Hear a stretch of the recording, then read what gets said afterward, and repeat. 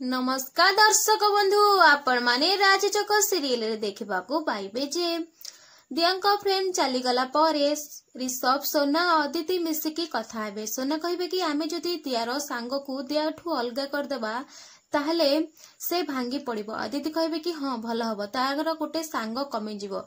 आउ सोना कहबे कि या परे आमे समस्ते मिसिकी से नकली सीट पर्दाफाश करिपरिबा। आउ जहाद्वारा कि दिया भांगी पड़िबा आउ से नकली सीट प्रति सेते ध्यान देबो नै। आउ आमे से नकली सीट को घर बाहर करिपरिबा। ऋषभ कहबे हाँ जेते जल्दी पारुछ आमे एई नकली सीट को घर बाहर करिबा। या परे अदिति ऋषभ को टिके चाहिबे।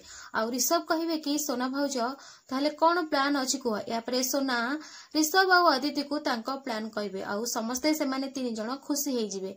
हाँ दर्शक बंधु एबे सादखिया दिन कहबे कि सोना आमे सादखिया दिन सेमानको संपर्क को भांगी देबा आउ ता सांगर सादखिया को पूरा पूरी नष्ट करिदेबा।